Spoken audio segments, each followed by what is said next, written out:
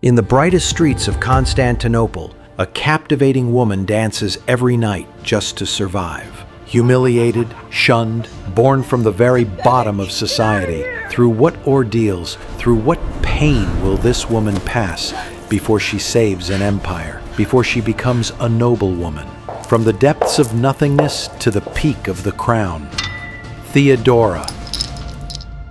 The year is 497. Constantinople. After her father died, Theodora had to perform on stage and dance to make a living. At that time, actresses in Constantinople were the lowest class of society, but Theodora was different. By the time she turned 18, under the stage lights, her body seemed to glow. Her long dark hair, mesmerizing gaze, graceful movements. When she danced, silk fabrics caressed her skin, and every step was a temptation. Wealthy merchants, generals, and senators lined up just to watch her. Night after night, she sat at their tables, drank wine, joked with them, and then went to their rooms.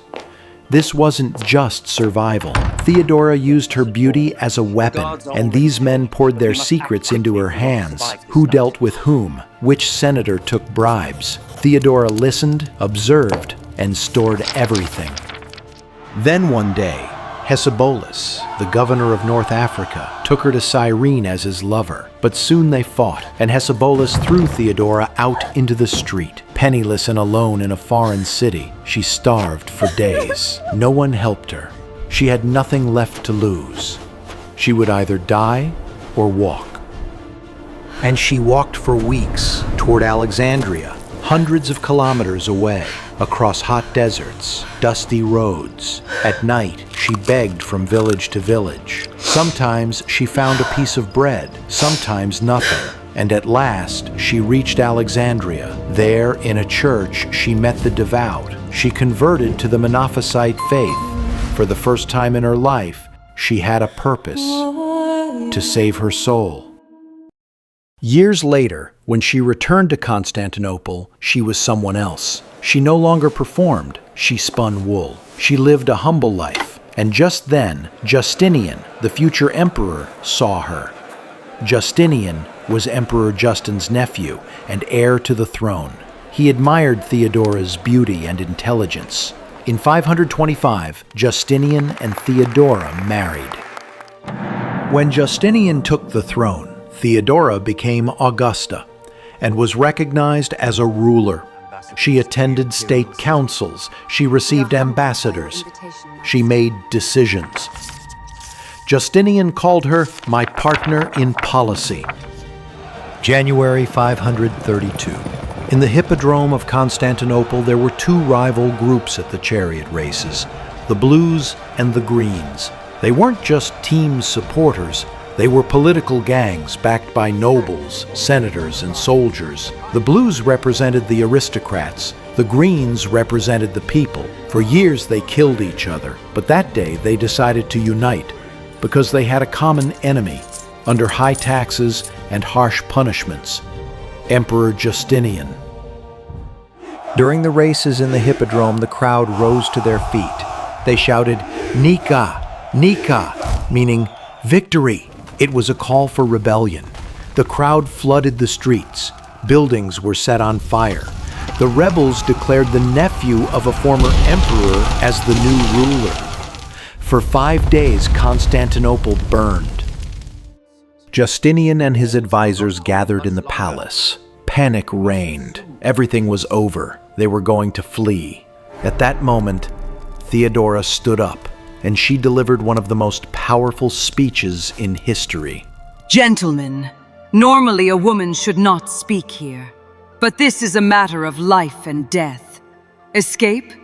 I think it would be a mistake. Every human dies. That is inevitable. But losing the throne, not being remembered as emperor, that is unbearable. I will not give up this purple robe. If you wish, flee. There is money, a ship, and the sea. But think, after reaching safety, would you not trade that safety for death? If you ask me, the purple garment is the noblest shroud. The room froze. Justinian gathered his courage. He ordered his generals, "Enter the Hippodrome, end it." The soldiers moved at night. The rebels were gathered in the Hippodrome, celebrating victory. The soldiers entered. There was no escape. Blades fell, blood spilled. Screams rose to the sky. By morning, 30,000 corpses lay across the Hippodrome floor. Justinian reclaimed his throne. During her reign, Theodora also fought for women's rights. She banned the forced recruitment of young girls into the nightlife industry. She expanded women's rights to divorce and property. She punished rape with the death penalty. She granted mothers custody rights over their children. Together, Justinian and Theodora carried Byzantium into its golden age. They rebuilt Constantinople, and they built Hagia Sophia. Theodora died in 548. She was 51. Justinian never married again. He ruled for 17 more years, but he was never the same.